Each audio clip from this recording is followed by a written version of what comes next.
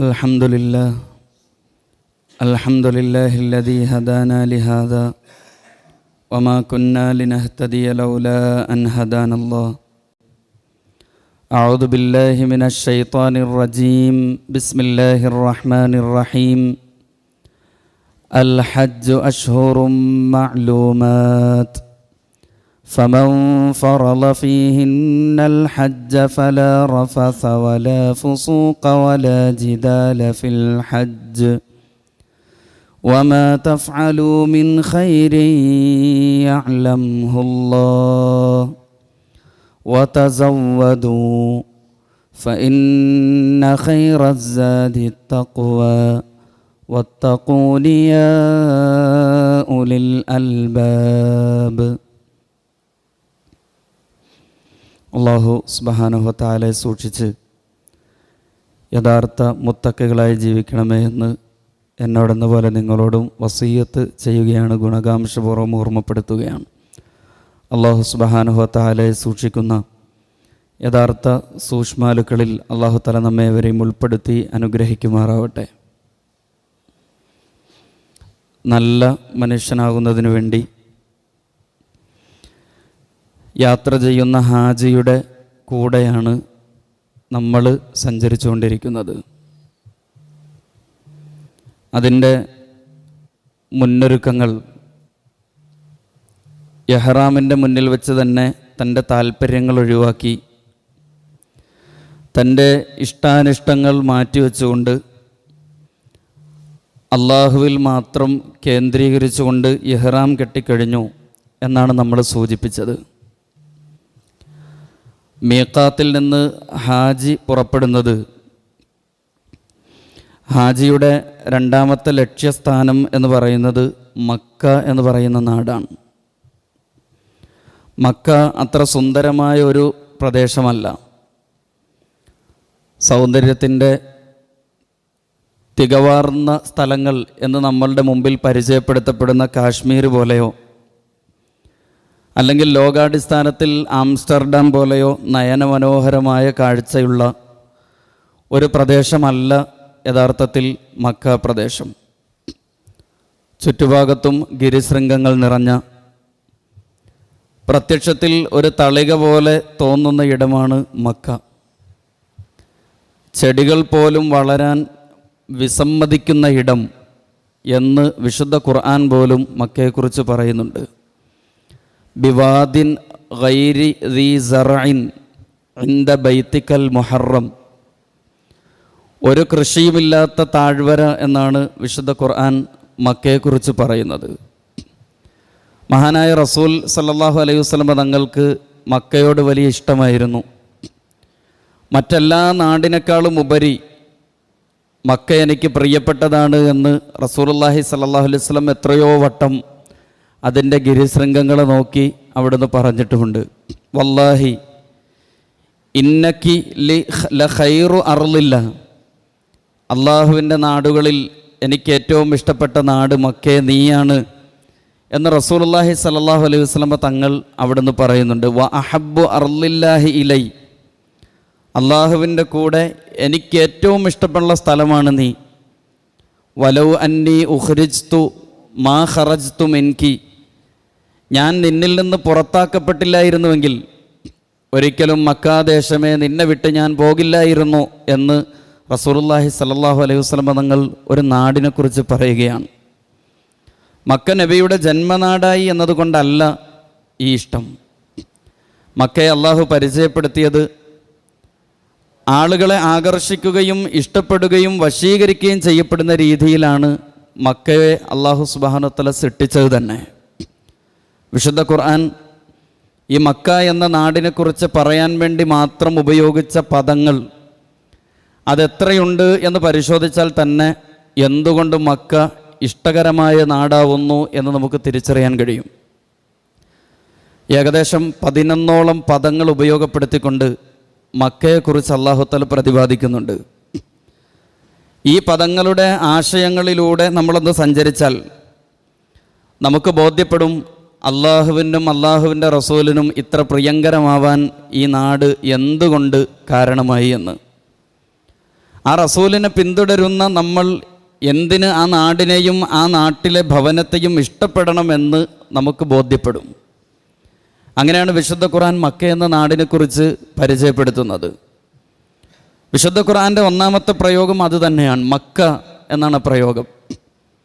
അറബി ഭാഷയിൽ മക്ക എന്ന പദത്തിന് അഹ്ലക, എല്ലാറ്റിനെയും നശിപ്പിച്ച് കളയുന്നത് എന്നൊരർത്ഥമുണ്ട്. എന്ന് പറഞ്ഞാൽ ഇല്ലായ്മ ചെയ്യുന്ന സ്ഥലം എന്നാണ് ആ പ്രദേശത്തിൻ്റെ അർത്ഥം. നഖസ എന്ന് പറഞ്ഞാൽ കുറവ് വരുത്തി എന്നാണ്. വസുമ്മിയത് മക്കത്തു ലിൽ ഹറമി ലി അന്നഹ തുൻഖിസു ദുനൂബ വ തുഫ്നീഹ. പാപകർമ്മങ്ങളെ ഇല്ലായ്മ ചെയ്യാൻ, പാപകർമ്മങ്ങളെ വിമലീകരിക്കുന്ന പ്രദേശമാണ് മക്ക എന്നതുകൊണ്ടാണ് മക്കയ്ക്ക് അത്തരമൊരു പേര് വന്നത് എന്ന് പണ്ഡിതന്മാർ അതിൻ്റെ അർത്ഥപരികൽപ്പന നൽകുന്ന സന്ദർഭത്തിൽ നമ്മെ ബോധ്യപ്പെടുത്തുന്നുണ്ട്. പാപങ്ങളെ വിമലീകരിക്കാൻ പ്രാപ്തിയുള്ള മണ്ണാണ് മക്കയുടെ മണ്ണ്. ഞാൻ നേരത്തെ സൂചിപ്പിച്ച, ഒരാൾ നല്ല മനുഷ്യനാകാൻ വേണ്ടി തീരുമാനിച്ചാൽ ഒരാൾക്ക് വന്നെത്താൻ കഴിയുന്ന ഏറ്റവും നല്ല ഇടം അത് ബലദുൽ അമീനായ മക്കയാണ് എന്ന് വിശുദ്ധ ഖുർആൻ ആവർത്തിച്ച് ഓർമ്മപ്പെടുത്തുന്നുണ്ട്. ഒരുപക്ഷെ ഹാജിമാരായിട്ടുള്ള ആളുകൾ പ്രത്യേകിച്ച് പടച്ചവൻ്റെ ഭവനം ലക്ഷ്യമാക്കി പോകുന്ന സന്ദർഭമാണ്. ആളുകളൊക്കെ പല പ്രദേശങ്ങളിൽ നിന്ന്, ശീതോഷ്ണമായിട്ടുള്ള കാലാവസ്ഥകളിൽ നിന്ന് മക്കയുടെ നാട്ടിലേക്ക് യാത്ര ചെയ്യുന്ന ആളുകൾ. ഒരുപക്ഷെ അയാൾ വരുന്നത് നയനമനോഹരങ്ങളായിട്ടുള്ള ഫ്രാൻസിലെ വളരെ പ്രധാനപ്പെട്ട ആകാശത്തോളം മുട്ടി നിൽക്കുന്ന അമ്പരചുംബികളായിട്ടുള്ള കെട്ടിടങ്ങളുള്ള വലിയ നാഗരികതയിൽ സമൂഹത്തിൻ്റെ മുമ്പിൽ അങ്ങനെ ഉയർന്നു നിൽക്കുന്ന പ്രദേശങ്ങളിൽ നിന്ന് വരുന്ന കോടാനുകോടി ലക്ഷക്കണക്കിന് മനുഷ്യർ. പക്ഷേ എന്നിട്ടും റബ്ബ് സുബ്ഹാനഹു വ തആല പറഞ്ഞത് നീ ഈ മരുഭൂമിയിൽ വരണമെന്നാണ്. അമ്പരചുംബികളായ വലിയ നഗരങ്ങളിൽ താമസിക്കുന്ന മനുഷ്യർ, അങ്ങനെയുള്ള കെട്ടിടങ്ങളുള്ള നഗരങ്ങളിൽ താമസിക്കുന്ന മനുഷ്യരോട് പടച്ചവൻ പറയുന്നു, നീ ഈ മരുഭൂനാടിനെ ഇഷ്ടപ്പെടണം. കാരണം മനുഷ്യ, നിൻ്റെ പാപങ്ങൾ കഴുകി വൃത്തിയാകാൻ പറ്റുന്ന ഇടമാണ് മക്കത്തുൽ മുക്കറമ, ആദരണീയമായ മക്ക. മക്കയ്ക്ക് മറ്റൊരർത്ഥം കൂടിയുണ്ട്. അത് വിശുദ്ധ ഖുർആൻ സാക്ഷ്യപ്പെടുത്തിയ ഒരർത്ഥമാണ്. മക്ക എന്ന് പറഞ്ഞാൽ അതിനെ ഉപദ്രവിക്കുന്നവരെ നശിപ്പിക്കുന്ന ഇടം എന്നുകൂടി മക്കയ്ക്ക് അർത്ഥമുണ്ട്. ലി അന്നഹു യുഹ്ലിക്കു മൻ ഖസദ ദുൽമ അലൈഹ. മക്കയോട് അതിക്രമം കാണിക്കുന്നവരെ തന്നെ, ആ അക്രമകാരികളെ കൃത്യമായി കൈകാര്യം ചെയ്യുന്ന ഇടം എന്നുകൂടി മക്കയ്ക്ക് അർത്ഥമുണ്ട്. ആരാണോ മക്ക പ്രദേശത്തിനെതിരെ കലാപത്തിന് കോപ്പുകൂട്ടുന്നത്, അവരെ നശിപ്പിക്കുന്ന, അവരുടെ പ്രവചനം കൂടി പ്രഖ്യാപിക്കുന്ന ഇടം എന്ന അർത്ഥത്തിൽ മക്കയെ വിശദീകരിക്കുന്ന പണ്ഡിതന്മാരുണ്ട്. ഇത് ചരിത്രത്തിൻ്റെ തന്നെ സാക്ഷ്യമാണ്. മക്കയിലേക്ക് കടന്നു കയറുന്ന വളരെ അത്ഭുതകരമായിട്ടുള്ള, അഭൂതപൂർവമായിട്ടുള്ള ചില സൈനിക ഇടപെടലുകൾ നടത്തുന്ന അബ്രഹത്തിൻ്റെ ആനക്കൂട്ടത്തെ കൈകാര്യം ചെയ്യുന്നത് വിശുദ്ധ ഖുർആനിൽ അല്ലാഹു തആല വളരെ കൃത്യമായി പറയുന്നുണ്ട്. അലം തറ കൈഫ ഫഅല റബ്ബുക ബി അസ്ഹാബിൽ ഫീൽ. ആനക്കാരോട് നിന്റെ റബ്ബ് എന്ത് ചെയ്തു എന്നത് പ്രവാചകരെ താങ്കൾ കാണുന്നില്ലേ? അലം യജഅൽ കൈദഹും ഫീ തദ്ലീൽ. അല്ലാഹു തആല അതിനെതിരെ പണിയെടുത്തതിൻ്റെ ശ്രമങ്ങളെ പാഴാക്കിയത്, കഅബാലയത്തിനെതിരെ അക്രമത്തിന് വേണ്ടി തുനിഞ്ഞ ആളുകളെ പടച്ചവൻ കൈകാര്യം ചെയ്യുന്നത്, അവരുടെ കുതന്ത്രത്തെ നശിപ്പിച്ചു കളഞ്ഞത് പ്രവാചകരെ താങ്കൾ കാണുന്നില്ലേ? ഒരുപക്ഷെ മക്കയെ ആക്രമിക്കാൻ വരുന്നവരെ കൈകാര്യം ചെയ്യും തൻ്റെ റബ്ബ് എന്ന് ബോധ്യമുള്ളവരായിരുന്നു വിശ്വാസികളായ നമ്മളെക്കാൾ അവിശ്വാസികളായിട്ടുള്ള ഖുറൈശികൾ. അബ്രഹത്ത് എന്ന യമൻ രാജാവ് വന്നിട്ട് മക്കയിലേക്ക് കടന്നു വരുന്നതിന് മുമ്പ്, കഅബയിലേക്ക് എത്തുന്നതിന് മുമ്പ് ആ നാട്ടിലെ കാരണവരായ അബ്ദുൽ മുത്തലിബിൻ്റെ ഒട്ടകങ്ങളെ ഈ അബ്രഹത്തിൻ്റെ സൈന്യം പിടികൂടിയിരുന്നു. അബ്ദുൽ മുത്തലിബ് ഒട്ടകങ്ങളെ തിരിച്ചു ചോദിക്കാൻ വേണ്ടി അബ്രഹത്തിൻ്റെ അടുക്കൽ ചെല്ലുന്ന ഒരു സന്ദർഭമുണ്ട്. അപ്പോൾ അബ്രഹത്ത് ചോദിക്കുന്ന ഒരു ചോദ്യം, അല്ലയോ അബ്ദുൽ മുത്തലിബ്, താങ്കൾ ഈ നാട്ടിലെ കാരണവരാണ്. നാട്ടിലെ കാരണവരായ താങ്കൾ നിങ്ങളുടെ നാട്ടിലെ പ്രധാനപ്പെട്ട ഒരു ഗേഹത്തെ ആക്രമിക്കാൻ വേണ്ടി ഞാൻ വരുമ്പോൾ താങ്കളുടെ കാണാതായ ഒട്ടകങ്ങളെ ഓർത്തിട്ടാണോ താങ്കൾ ഇത്ര പ്രയാസപ്പെടുന്നത്, താങ്കൾ ഇത്ര ദുഃഖിക്കുന്നത്? അതിന് അബ്രഹത്തിൻ്റെ മുമ്പിൽ കഅബാലയത്തെക്കുറിച്ചും മക്കാ പ്രദേശത്തെക്കുറിച്ചും വളരെ കൃത്യമായ ബോധ്യമുള്ള അബ്ദുൽ മുത്തലിബ് പറഞ്ഞ ഒരു മറുപടി ചരിത്രത്തിൽ നമുക്ക് കാണാൻ കഴിയും. അബ്ദുൽ മുത്തലിബ് പറഞ്ഞത്, വലിൽ കഅബത്തി റബ്ബുൻ യഹ്മി. ഒട്ടകങ്ങൾ എൻ്റേതാണ്, ഞാൻ പോറ്റി വളർത്തിക്കൊണ്ടിരിക്കുന്ന ഒട്ടകമാണത്. അതുകൊണ്ട് അത് നഷ്ടപ്പെട്ടാൽ അത് തിരിച്ചു ചോദിക്കൽ എൻ്റെ മാത്രം ഉത്തരവാദിത്തമാണ്. പക്ഷേ നിങ്ങൾ ആക്രമിക്കാൻ വന്ന ഈ നാടുണ്ടല്ലോ, ഈ മക്കയുണ്ടല്ലോ, ഈ മക്കയിൽ നിങ്ങൾ പ്രതീക്ഷിച്ചിരുന്ന, നിങ്ങൾ ആക്രമിക്കാം എന്ന്, നിങ്ങൾ കൈയടക്കാമെന്ന് കരുതിയിരിക്കുന്ന ആ ഭവനമുണ്ടല്ലോ, വലിൽ ബൈത്തി റബ്ബുൻ യഹ്മി, അതിനെ സംരക്ഷിക്കാൻ ഒരു റബ്ബുണ്ട് എന്ന ബോധ്യമാണ് ഈ കഅബയെക്കുറിച്ച് നിങ്ങളോട് ചോദിക്കുന്നതിന് മുമ്പ് ഞാൻ എൻ്റെ ഒട്ടകത്തെക്കുറിച്ച് ചോദിച്ചത് എന്ന് അബ്ദുൽ മുത്തലിബ് പറയുന്നിടത്ത് ആ മക്ക പ്രദേശത്തിൻ്റെ മാഹാത്മ്യം പ്രിയപ്പെട്ട സഹോദരങ്ങളെ നമുക്ക് ബോധ്യപ്പെടും. ആരാണോ ആ ഭവനത്തെ കളങ്കപ്പെടുത്തുന്നത്, അതിൻ്റെ പ്രവചനം കൂടി യഥാർത്ഥത്തിൽ പ്രഖ്യാപിക്കുന്നുണ്ട്, പ്രവചിക്കുന്നുണ്ട് കഅബ എന്ന മഹത്വമാണ് യഥാർത്ഥത്തിൽ മക്ക നാടിനുള്ളത്. അതുകൊണ്ടാണല്ലോ അറബിയൻ ഖാനാവു അജമിയൻ, ഒരറബിയാവട്ടെ ഒരനറബിയാവട്ടെ, കഅബാലയത്തെ അതിനെ തകർക്കാൻ വരുന്നത് ഇബ്നു സൽമാൻ ആവട്ടെ അതല്ല ഇബ്നു കൽബാവട്ടെ, ആരാണെങ്കിലും അല്ലാഹു തആല പരിചയപ്പെടുത്തിയ ഒന്നാമത്തെ പദം ആ മക്ക എന്ന് പറയുന്നത് അതിനെ ആക്രമിക്കാൻ വരുന്നവരെ കൃത്യമായി അവരുടെ പതനം പ്രവചിക്കുന്ന ഇടമാണ് മക്ക, അല്ലെങ്കിൽ കഅബ ഉൾക്കൊള്ളുന്ന പ്രദേശം എന്ന് പറയുന്നത്. വിശുദ്ധ ഖുർആൻ്റെ മറ്റൊരു പ്രയോഗം നമ്മളൊന്ന് നോക്കൂ. മക്ക എന്നതിന് പകരം ബക്ക എന്നൊരു പ്രയോഗം വിശുദ്ധ ഖുർആൻ പറയുന്നുണ്ട്. ഇന്ന അവ്വല ബൈത്തിൻ വുളിഅ ലിന്നാസി ലല്ലദീ ബിബക്കത മുബാറക, ബക്ക എന്ന നാട്ടിൽ ആ അനുഗ്രഹീതമായ ഭവനം പടുത്തുയർത്തിയവൻ എന്നാണ് അല്ലാഹു തആല മക്കയെക്കുറിച്ച് മറ്റൊരു പേരായി പരിചയപ്പെടുത്തിയത്. ബക്ക എന്ന പദത്തിന് കൃത്യമായ അർത്ഥം അതിൻ്റെ ഭാഷയുമായി ബന്ധപ്പെട്ട പണ്ഡിതന്മാർ വിശദീകരിക്കുന്നുണ്ട്. ഇമാം ഇബ്നുൽ ജൗസി റഹ്മത്തുള്ളാഹി അലൈഹി അദ്ദേഹം ബക്ക എന്ന പദത്തെ വിശദീകരിച്ചുകൊണ്ട് പറയുന്നത്, സുമ്മിയത് മക്കത്തു ബി ബക്ക, മക്കയ്ക്ക് ബക്ക എന്ന് പേര് പറയാനുള്ള കാരണം ലിസ്ദിഹാമിൻ നാസി ഫീഹ, എല്ലാ വിലക്കുകളും പൊട്ടെറിഞ്ഞിട്ട്, എല്ലാ വിലക്കുകളെയും തകർത്തെറിഞ്ഞിട്ട് സ്വാതന്ത്ര്യത്തിൻ്റെ ഭൂമിയിലേക്ക് ഒരാൾക്കൂട്ടത്തിലേക്ക് വലിച്ചെറിയപ്പെടുകയാണ് യഥാർത്ഥത്തിൽ മനുഷ്യൻ. ഒന്ന് ആലോചിച്ച് നോക്കൂ, ഹജ്ജ് അത് പ്രതീകാത്മകമാണ് എന്ന് സൂചിപ്പിച്ചതിൻ്റെ ഏറ്റവും നല്ല അടയാളങ്ങൾ നമുക്ക് വ്യക്തമാവുന്നത് വലിയ ആൾക്കൂട്ടത്തിലേക്ക് ഒരു ഹാജിയെ വലിച്ചെറിയുകയാണ്.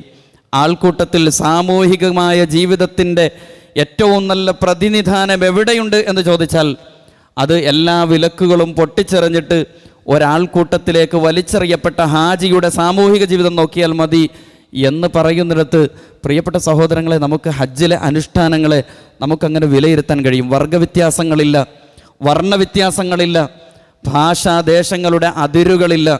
വർഗവർണ്ണ ഭാഷ ദേശ വ്യത്യാസങ്ങൾക്കതീതമായി അത്തരം ബന്ധങ്ങളിൽ നിന്ന് മുക്തമായി ഒരുമിച്ച് നിന്ന് അൽ ബൈത്തുൽ അതീഖ്, സ്വാതന്ത്ര്യത്തിൻ്റെ ഭവനത്തിൽ ഓരോ ഹാജിമാരും അവർ ഒരുമിച്ച് കൂടുമ്പോൾ അവർ തിരിച്ചറിയുന്ന വലിയൊരു തിരിച്ചറിവുണ്ട്, ഞാൻ അബ്ദാണ് എന്ന തിരിച്ചറിവ്.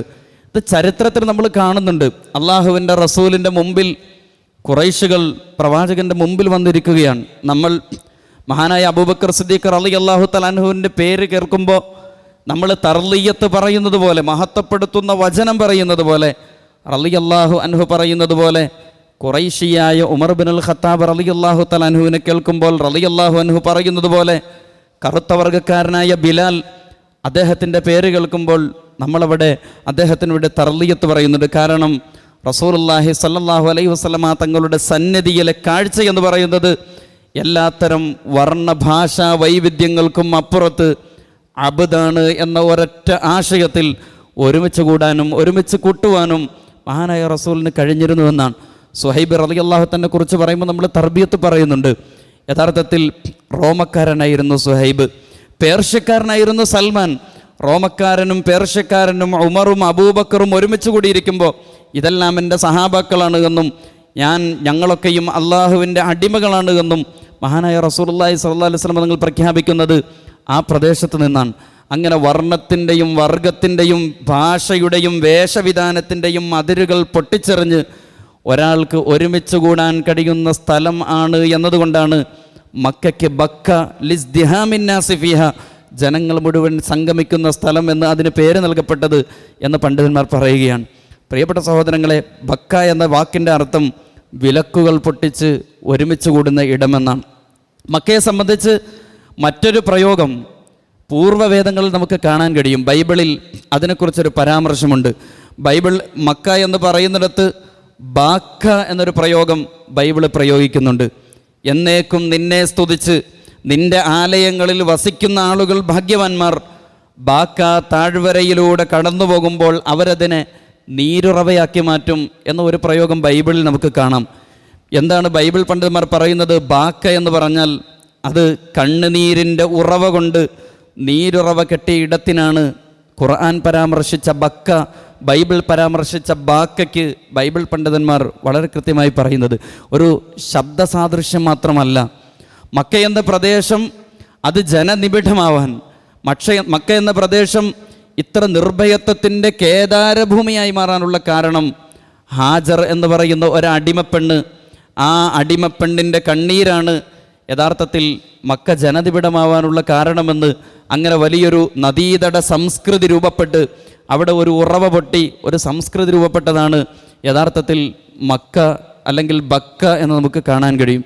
വിശുദ്ധമായ ഖുർആൻ അവിടെ ജനസംഖ്യ രൂപപ്പെട്ടത് എങ്ങനെ എന്ന് പറയുമ്പോൾ അതിൽ ഹാജറിൻ്റെ ചരിത്രമുണ്ട്. ഹാജറിൻ്റെ കണ്ണീരിലൂടെ ഉറവ പൊട്ടിയ സംസമിൻ്റെ ചരിത്രമുണ്ട്. മഹാനായ ഇസ്മായിൽ അലൈഹി സ്വലാത്തു വസ്സലാമയുടെയും ഇബ്രാഹിം നബി അലൈഹി സ്വലാത്തു വസ്സലാമയും 4000 വർഷങ്ങൾക്കപ്പുറം നിന്ന് മനുഷ്യ സഞ്ചയത്തെ ഒരുമിച്ച് കൂട്ടിയതിൻ്റെ ചരിത്രം ബക്കയ്ക്ക് പറയാനുണ്ട്. മക്കയെക്കുറിച്ച് വിശുദ്ധ ഖുർആൻ പരിചയപ്പെടുത്തുന്ന മറ്റൊരു പേര് അൽ ബലദുൽ അമീൻ എന്നാണ്. വത്തീനി വസ്സൈത്തൂൻ വതൂരി സീനീന വഹാദൽ ബലദിൽ അമീൻ. ഈ നിർഭയത്വമായ നഗരിയെ കൊണ്ട് സത്യം എന്ന് ഖുർആൻ പറയുന്നുണ്ട്. ഇതൊരു നിർഭയത്വത്തിൻ്റെ നാടാണ്. എന്തുകൊണ്ട് മക്ക നിർഭയത്വത്തിൻ്റെതായി, മക്ക സ്വാസ്ഥ്യമുള്ള നാടായി എന്ന് വിശദീകരിച്ചുകൊണ്ട് അല്ലാഹു തആല പറയുന്ന ഒറ്റക്കാര്യം, റബ്ബായ എന്നെ നിങ്ങൾ അംഗീകരിക്കുകയും ആ റബ്ബിൽ ഭരമേൽപ്പിക്കുകയും ചെയ്താൽ നിങ്ങൾക്ക് മറ്റാരെയും പേടിക്കേണ്ടതില്ലാത്തത് കൊണ്ടാണ് നിങ്ങൾ മുഅ്മിനീങ്ങളായത് എന്ന് പടച്ചവൻ പറയുന്നുണ്ട്. അല്ലാഹു സുബ്ഹാനഹു വ തആല പറയുന്നത് അൽ ബൈത്തുൽ അതീഖ്, ഇത് സ്വാതന്ത്ര്യത്തിൻ്റെ നാടാണ്. ഇത് ആളുകളെയൊക്കെ ഉൾക്കൊള്ളാൻ കഴിയുന്ന നാടാണ്. മറ്റെല്ലാ ആളുകളുടെയും അടിമത്തത്തിൽ നിന്ന് മോചിപ്പിക്കപ്പെട്ടുകൊണ്ട് മഹാനായ സഹാബിവര്യൻ റസൂലുള്ളാഹി സല്ലല്ലാഹു അലൈഹി വസല്ലം തങ്ങളുടെ പ്രതിനിധി നജ്ജാശി രാജാവിൻ്റെ മുമ്പിൽ ചെന്നുകൊണ്ട് പറയുന്ന വർത്തമാനമുണ്ട്. എല്ലാ വിലങ്ങുകളിൽ നിന്നും എല്ലാ ചങ്ങലക്കെട്ടുകളിൽ നിന്നും ഇതാ സൃഷ്ടാവായ അള്ളാഹുവിൻ്റെ മാത്രം അടിമത്തത്തിലേക്ക് പൊട്ടിച്ചെറിയപ്പെട്ട് വന്നവരാണ് ഞങ്ങൾ എന്ന് സഹാബി വര്യൻ നജ്ജാശി രാജാവിൻ്റെ മുമ്പിൽ പ്രഖ്യാപിക്കുന്നത് ചരിത്രത്തിൽ തങ്കലിപികളിൽ രേഖപ്പെടുത്തിയ വർത്തമാനമാണ്. അതുകൊണ്ടാണ് അൽ ബൈത്തുൽ അതീഖ്, ഇസ്ലാം ഉൾക്കൊള്ളുന്ന പരിശുദ്ധ ഗേഹവും അത് സ്വാതന്ത്ര്യത്തിൻ്റെ ഭൂമികയും ഗേഹവുമാണ്. അതുകൊണ്ട് ഈ നാട് നിർഭയത്വത്തിൻ്റെ നാടാണ് എന്ന് ഖുർആൻ ആവർത്തിച്ച് പറയുന്നുണ്ട്. ഫൽയഅ്ബുദു റബ്ബ ഹാദൽ ബൈത്തില്ലദി അത്അമഹും മിൻ ജൂഇൻ വആമനഹും മിൻ ഖൗഫ്. ഭയരഹിതമായിട്ടുള്ള, ദാരിദ്ര്യമില്ലാത്ത നിർഭയത്വത്തിൻ്റെ ഒരു നഗരി എന്ന് വിശുദ്ധ ഖുർആൻ മക്കയെക്കുറിച്ച് പരിചയപ്പെടുത്തുന്നത് എത്ര അർത്ഥപൂർണ്ണമാണ് എന്ന് നമ്മളൊന്ന് ആലോചിച്ച് നോക്കൂ. വിശുദ്ധ ഖുർആൻ മക്കയെ, കഅബയെ പരിചയപ്പെടുത്തുമ്പോൾ പറയുന്ന വാചകം അതാണ്, അൽ ബലദുൽ അമീൻ എന്ന് വളരെ കൃത്യമായി അല്ലാഹു സുബ്ഹാനഹു വ തആല പറയുകയാണ്. അവർ ഈ ഭവനത്തിൽ റബ്ബിനെ ഇബാദത്ത് ചെയ്യണം, റബ്ബിൻ്റെ അടിമയായി കൊണ്ടായിരിക്കണം ഓരോ മനുഷ്യരും ആ കഅബാലയത്തിലേക്ക് വരേണ്ടുന്നത് എന്ന് മാത്രമല്ല, അവർക്ക് അവിടെ സ്വസ്ഥമായ ജീവിതമുണ്ടാവണം. റബ്ബിനെയല്ലാതെ മറ്റാരെയും പേടിക്കാത്ത മാനസികാവസ്ഥയിൽ നിന്ന് പരുവപ്പെട്ടായിരിക്കണം ഹാജി കഅബാലയത്തിൽ നിന്ന് നാട്ടിലേക്ക് വരേണ്ടുന്നത്. ഇസ്ലാമിനെക്കുറിച്ച് നമ്മൾ ആലോചിച്ച് നോക്കൂ. ഇസ്ലാമിനെക്കുറിച്ച് പരിചയപ്പെടുത്തുമ്പോൾ തന്നെ അതിൻ്റെ ഏറ്റവും പ്രധാനപ്പെട്ട സവിശേഷത എന്ന് പറയുന്നത് ആരാണോ വമൻ ദഖലഹു കാന ആമിന, കഅബാലയത്തിൽ വരുന്നവൻ അവൻ സ്വസ്ഥനാണ്, അവൻ നിർഭയനാണ് എന്ന് വിശുദ്ധമായ ഖുർആൻ പറയുന്നുണ്ട്. നമ്മുടെ നാട്ടിലെ ഭരണാധികാരികൾ നമ്മളെ എങ്ങനെയാണ് പേടിപ്പിച്ചൊതുക്കുന്നത് എന്ന് നമ്മൾ ഈ അടുത്ത സന്ദർഭങ്ങളിൽ കണ്ടു. ഒരു നിർഭയത്വത്തിൻ്റെതായ ഒരു അന്തരീക്ഷം നമ്മുടെ ഇന്ത്യ മഹാരാജ്യത്തുണ്ടോ? ജൂൺ 4-ന് ഒരു റിസൾട്ട് വരുന്ന സമയത്ത് നമ്മളൊക്കെ വലിയ അങ്കലപ്പോടുകൂടി ഏത് സന്ദർഭത്തിലും അട്ടിമറിക്കപ്പെടാവുന്ന പല സാഹചര്യങ്ങളും, എന്തെല്ലാം നിർഭയത്വത്തിൻ്റെ, ഭയത്തിൻ്റെ, പേടിയുടെ അവസ്ഥയിലാണ് നമ്മളൊക്കെ ജീവിച്ചുകൊണ്ടിരിക്കുന്നതെന്ന് നമ്മളൊന്ന് ആലോചിച്ച് നോക്കൂ. അവിടെയാണ് അല്ലാഹു സുബ്ഹാനഹു വ തആല ഒരു മാതൃകാ നാടിനെക്കുറിച്ച് പരിചയപ്പെടുത്തുന്നത്. അള്ളാഹുവിൻ്റെ മാതൃകാ രാജ്യത്ത് പടച്ചവനെയല്ലാതെ വേറെ ആരെയും പേടിക്കേണ്ടതില്ലാത്ത മാനസികാവസ്ഥയുള്ള ഒരു നാട് എന്ന നിലയിൽ കഅബയും മക്കാ നഗരിയും ഈ ഹജ്ജിൻ്റെ നാളുകളിൽ നമ്മൾ ആ നിലയിൽ മനസ്സിലാക്കേണ്ടതുണ്ട്. മക്ക വിജയിക്കുമ്പോൾ റസൂലുള്ളാഹി സ്വല്ലല്ലാഹു അലൈഹി വസല്ലം തങ്ങളുടെ മുമ്പിൽ നിൽക്കുന്ന ഖുറൈശികളോട് പറയുന്ന ഒരു വർത്തമാനമുണ്ട്. ഭൂരിപക്ഷമാണ് മഹാനായ റസൂലുള്ളാഹി സ്വല്ലല്ലാഹു അലൈഹി വസല്ലം തങ്ങളുടെ കൂടെയുള്ള ആളുകൾ. പക്ഷേ ഭൂരിപക്ഷം ന്യൂനപക്ഷത്തെ അടക്കി വാഴുന്ന ഒരു വർത്തമാനം പോലും മഹാനായ റസൂലുള്ളാഹി സ്വല്ലല്ലാഹു അലൈഹി വസല്ലം പറഞ്ഞില്ല. ഇന്ന ഹാദൽ ബലദ ഹറമഹുല്ലാ, ഈ നാടിനെ അള്ളാഹു പവിത്രമാക്കിയിരിക്കുന്നു. യൗമ ഖലഖസ് സമാവാതി വൽ അർള്, ആകാശഭൂമികളെ സൃഷ്ടിക്കുന്ന അന്ന് മുതൽ ഈ നാടിന് പവിത്രതയുണ്ട്. അതിൻ്റെ ഒരു പവിത്രതയ്ക്കും ഇവിടെ ഭൂരിപക്ഷത്തിൻ്റെ അധിപനായി നിൽക്കുന്ന മുഹമ്മദ് നിങ്ങളോട് അതിക്രമം കാണിക്കില്ല എന്ന് മഹാനായ റസൂലുള്ളാഹി സ്വല്ലല്ലാഹു അലൈഹി വസല്ലം നിങ്ങൾ എത്ര കൃത്യമായിട്ടാണ് ആ സമൂഹത്തെ ബോധ്യപ്പെടുത്തുന്നത്. നിർഭയത്വത്തിൻ്റെ പ്രതീകമായ ഇബ്രാഹീമിൻ്റെയും ഇസ്മായിലിൻ്റെയും ഓർമ്മകൾ അതേപടി നട്ടുപിടിപ്പിക്കുന്നു മഹാനായ റസൂലുള്ളാഹി സ്വല്ലല്ലാഹു അലൈഹി വസല്ലം. നിങ്ങൾ കുറേ കാലം നിങ്ങളുടെ ആധിപത്യം വെച്ച് പുലർത്തി ആളുകളെ തമ്മിലടുപ്പിച്ച് നിസ്സാരമായ കാരണങ്ങളുടെ പേരിൽ യുദ്ധങ്ങൾ മാസങ്ങളോളം നീണ്ടു നിൽക്കുന്ന നിങ്ങളുടെ ആ സംവിധാനമുണ്ടല്ലോ, അതല്ല അതിൻ്റെ ചൈതന്യവും അതിൻ്റെ ചരിത്രവും. ഇന്ന ഹാദൽ ബലദ ഹറമഹുല്ലാ യൗമ ഖലഖസ് സമാവാതി വൽ അർള്, ആകാശഭൂമികളുടെ പഴക്കമുണ്ട് ഈ ഭൂമിയുടെ പവിത്രതയ്ക്ക് എന്ന് മഹാനായ റസൂലുള്ളാഹി സ്വല്ലല്ലാഹു അലൈഹി വസല്ലം ഖുറൈശികളുടെ മുമ്പിൽ പറയുകയാണ്. എന്നിട്ട് അവിടുന്ന് പറഞ്ഞത് ഫഹുവ ഹറാമുൻ ലിഹുർമത്തില്ലാഹി ഇലാ യൗമിൽ ഖിയാമ, അന്ത്യനാൾ വരെ ഈ നാടിൻ്റെ സ്വാസ്ഥ്യം സംരക്ഷിക്കപ്പെടേണ്ട ഉത്തരവാദിത്വം നമ്മുടേതാണ് എന്ന് റസൂൽ അവിടെ പ്രഖ്യാപിക്കുന്നുണ്ട്. അവിടുന്ന് ആ ഭവനത്തിൻ്റെയും ആ നാടിൻ്റെയും പരിശുദ്ധിയെക്കുറിച്ച് അവിടുന്ന് പറഞ്ഞിട്ട് അവസാനിപ്പിക്കുന്നില്ല. ലാ യുഅ്ലദു ശൗഖുഹു വലാ യുനഫറു സൈദുഹു വലാ യുൽതഖതു ലുഖ്തതുഹു ഇല്ലാ മൻ അറഫഹ വലാ യുഹ്തല ഖലാഹ. അല്ലാഹുവിൻ്റെ റസൂൽ പറഞ്ഞത് ഈ നാട് നിർഭയമാണ് എന്ന് പറഞ്ഞാൽ അത് മനുഷ്യർക്ക് മാത്രമല്ല.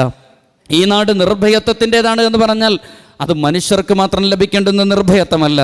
ഈ നാട്ടിൽ ഒരു വേട്ടയാടലും നടക്കാൻ പാടില്ല. വലാ യുഅ്ലദു വലാ യുനഫറു സൈദുഹു, ഇവിടെയുള്ള മലഞ്ചെരുവുകളുടെ മുന്നിൽ നിന്ന് ഒരുപക്ഷെ നിങ്ങളുടെ മുന്നിലേക്ക് ഇറങ്ങി വരുന്ന ഒരു ഇരയുണ്ടാവും. നിങ്ങൾക്കതിനെ വേട്ടയാടി പിടിക്കാൻ ഒരു ന്യായവുമില്ല.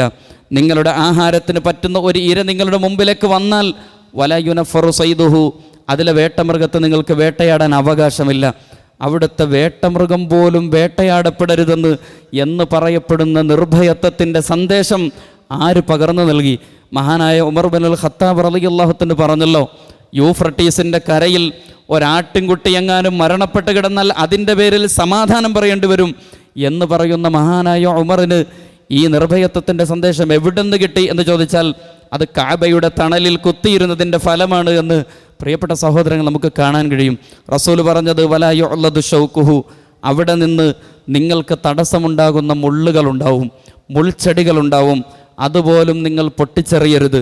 വലാ യുഖ്തല ഹലാഹ, ഒരു പാഴ്ചെടി പോലും പറിച്ചു കളയരുത്. ഇടപെടലുകളിൽ ഇലയനക്കങ്ങൾക്ക് പോലും പ്രശ്നമുണ്ടാവുന്ന രീതിയിലുള്ള ഒരു ഇടപെടലുകളും വിശ്വാസികളെ കഅബയുടെ നാട്ടിൽ മക്ക പ്രദേശത്ത് നിങ്ങളിൽ നിന്ന് ഉണ്ടാവരുത് എന്ന് അല്ലാഹു സുബ്ഹാനഹു വ തആല വളരെ കൃത്യമായി ഓർമ്മപ്പെടുത്തുകയാണ്. മനുഷ്യൻ മാത്രമല്ല, പ്രപഞ്ചത്തിലെ സർവ്വചരാചരങ്ങളും നിർഭയത്വത്തോടുകൂടി വാഴേണ്ട ഇടം എന്നതുകൊണ്ടാണ് അൽ ബലദുൻ അമീൻ എന്ന് പറഞ്ഞത്. മക്കയെക്കുറിച്ചും കാബയെക്കുറിച്ചും ഒക്കെ നമ്മൾ കേൾക്കുമ്പോൾ ഈ അർത്ഥ തലങ്ങളിലേക്ക് നമ്മൾ കടന്നെത്തിക്കൊണ്ട് വേണം അതിൻ്റെ പവിത്രതയെ നമ്മൾ കാത്തു സൂക്ഷിക്കാൻ. കാരണം വമയ്യുഅല്ലിം ശആഇറല്ലാഹ്, ആരെങ്കിലും അള്ളാഹുവിൻ്റെ ചിഹ്നങ്ങളെ ബഹുമാനിച്ചാൽ ഫഇന്നമാ ഹിയ മിൻ തഖ്വൽ ഖുലൂബ്, അത് ഹൃദയവിശുദ്ധിയുടെ അടയാളമാണ് എന്ന് ഖുർആൻ പറയുന്നുണ്ട്. നമ്മളൊന്ന് ആലോചിച്ച് നോക്കൂ, ഇത്രയധികം നിർഭയത്വം ലഭിക്കുന്ന ഒരു മതം വേറെ എവിടെയാണുള്ളത്? ഭയരഹിതമായി ജീവിക്കാൻ വിശ്വാസികൾക്ക് ഇത്രയധികം പ്രോത്സാഹനം നൽകുന്ന ഒരു ദർശനം വേറെ എവിടെയാണുള്ളത്? നിങ്ങൾ കണ്ടിട്ടുണ്ടോ? ലോകത്ത് മുഴുവൻ മനുഷ്യരും അവർ പരസ്പരം കണ്ടുമുട്ടുമ്പോൾ വിശേഷങ്ങൾ തിരക്കുന്നതിന് മുമ്പ് ആദ്യം വിശ്വാസി പറയുന്ന വാചകം എന്താണ്? ആളുകൾക്കിടയിൽ നമ്മളൊക്കെ ആളുകളെ കണ്ടുമുട്ടുകയും ആളുകളെ നിരന്തരമായി കണ്ടുമുട്ടിക്കൊണ്ടിരിക്കുമ്പോൾ നമ്മൾ ആളുകളോട് വിശേഷം തിരക്കുന്നതിന് മുമ്പ് നമ്മൾ പറയുന്ന വാചകത്തിൻ്റെ പൊരുളിനെക്കുറിച്ച് നമ്മൾ ആലോചിച്ചിട്ടുണ്ടോ? അസ്സലാമു അലൈക്കും വറഹ്മത്തുള്ളാഹ്, നിനക്ക് സമാധാനമുണ്ടാവട്ടെ. അള്ളാഹുവിൻ്റെ റസൂൽ സല്ലല്ലാഹു അലൈഹി വസല്ലം ഒരിക്കൽ പറഞ്ഞില്ലേ, നിങ്ങൾ പരസ്പരം സ്നേഹിക്കാൻ വേണ്ടി, നിങ്ങൾക്കിടയിൽ പരസ്പരം ബന്ധം ഊട്ടിയുറപ്പിക്കുന്നതിന് വേണ്ടി ഒരു വാചകം ഞാൻ പറഞ്ഞു തരട്ടെ. അഫല അദുല്ലുക്കും ഇദാ ഫഅൽതുമൂഹു തഹബബ്തും, നിങ്ങൾ കണ്ടുമുട്ടിയാൽ പരസ്പരം ഇഷ്ടമുണ്ടാകുന്ന വർത്തമാനം ഞാൻ നിങ്ങൾക്ക് പറഞ്ഞു തരട്ടെ. റസൂൽ സല്ലല്ലാഹു അലൈഹി വസല്ലം ആ മന്ത്രോച്ചാരണം ഒരു പാഠം പോലെ സഹാബികൾക്കും നമുക്കും പറഞ്ഞു തരുന്നത് കാണാൻ കഴിയും. അഫ്ഷുസ്സലാമ ബൈനക്കും, നിങ്ങൾക്കിടയിൽ സമാധാനത്തെ വ്യാപിപ്പിക്കുക, ശാന്തത നിങ്ങൾ മുറുകെ പിടിക്കുക. വല്ലാഹു യദ്ഉ ഇലാ ദാരിസ്സലാം, പടച്ചവൻ നിങ്ങളെ വിളിക്കുന്നത് ആ ശാന്തിയിലൂടെ, സമാധാനത്തിൻ്റെ ശാന്തിയുടെ ഗേഹത്തിലേക്കാണ് എന്ന് വിശുദ്ധമായ ഖുർആനിൽ അല്ലാഹു തആല പറയുന്നുണ്ട്. അരാജകത്വത്തിൻ്റെയും അതേപോലെ തന്നെ കാലുഷ്യത്തിൻ്റെയും നാടല്ല, കാലുഷ്യത്തിൻ്റെയും അരാജകത്വത്തിൻ്റെയും നാടായി നമ്മുടെ രാജ്യം മാറിയിരിക്കുന്നു. പ്രിയപ്പെട്ട സഹോദരങ്ങളെ, നിങ്ങൾ കണ്ടിട്ടില്ലേ തെരഞ്ഞെടുപ്പ് കമ്മീഷൻ എത്ര നിസ്സംഗമായിട്ടാണ് നമ്മുടെ രാജ്യത്ത് നിലകൊള്ളുന്നത്. മതത്തിൻ്റെ പേര് പറഞ്ഞ്, ദൈവത്തിൻ്റെ പേര് പറഞ്ഞ് നിങ്ങൾ വോട്ട് പിടിക്കരുത് എന്ന് പറയുമ്പോൾ അവിടെ മതത്തിൻ്റെ പേര് പറയുകയും രാംലല്ലയുടെ ഫോട്ടോ വെച്ചുകൊണ്ട് കൃത്യമായി തെരഞ്ഞെടുപ്പ് പ്രചരണം നടത്തുകയും ചെയ്യുന്ന ആളുകൾക്കെതിരെ നമ്മുടെ നാട്ടിലെ സംവിധാനങ്ങൾ പോലും അവർ ഇളിച്ചുകൊണ്ട് നിൽക്കുകയാണ്. വളരെ തലോടിക്കൊണ്ടാണ് ഒരു ലെറ്റർ അയച്ചിട്ടുള്ളത്. നമ്മൾ കണ്ടിട്ടുണ്ട്.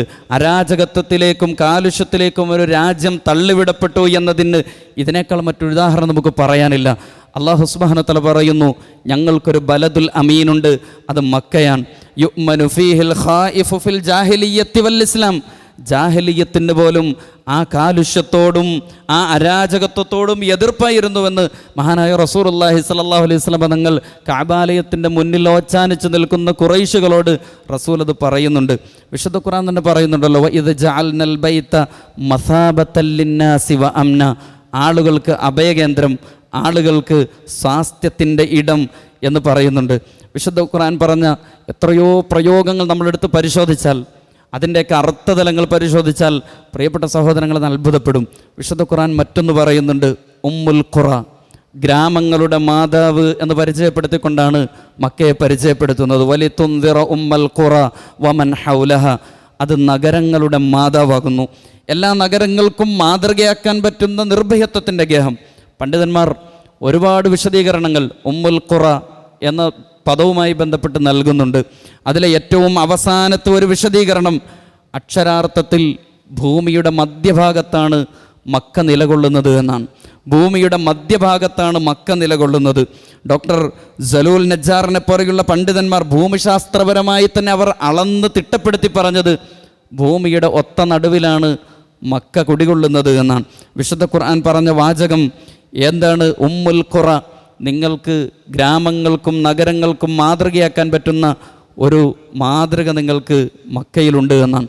ലോകത്തിൻ്റെ ഏത് കോണിൽ ജീവിക്കുന്ന ഒരു മുഅ്മിനും അവൻ തിരിഞ്ഞു നിൽക്കുന്ന ലോകത്തിൻ്റെ ഏത് ഭാഗത്തും ഒരേ ദിശയിലേക്ക് തിരിയുന്ന ഭൂമിയുടെ കേന്ദ്രം എന്ന് പറയുന്നത് അത് ഒരു ചതുരാകൃതിയിലുള്ള ഒരു ഗേഹമാണ്.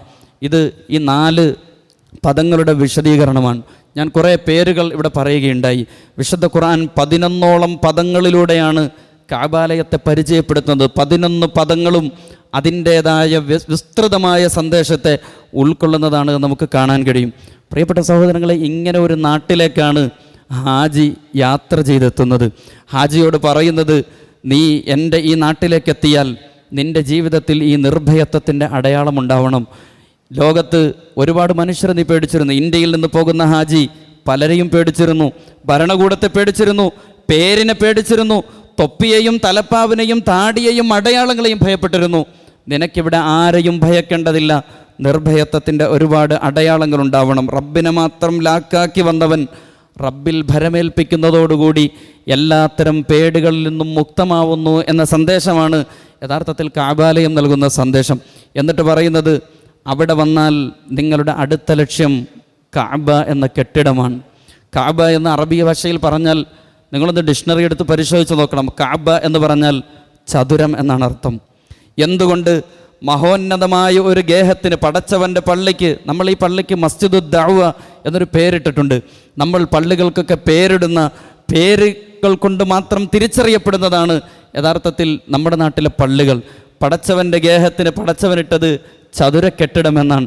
എന്തുകൊണ്ട് ചതുരക്കെട്ടിടമെന്ന് പേരിട്ടു എന്ന് ചോദിച്ചാൽ, ചതുരക്കെട്ടിടമല്ല നിങ്ങളുടെ ലക്ഷ്യം. കഅബയിലേക്ക് വരുന്ന നിങ്ങളുടെ ലക്ഷ്യം മഹോന്നതമായ പേരുകൊണ്ട് തിരിച്ചറിയപ്പെടുന്ന കഅബയല്ല, മറിച്ച് മഹോന്നതനായ റബ്ബാണ് എന്ന വലിയ സത്യമാണ് യഥാർത്ഥത്തിൽ കഅബ എന്ന ചതുരസ്തംഭം എന്നതുകൊണ്ട് അർത്ഥമാക്കുന്നത്.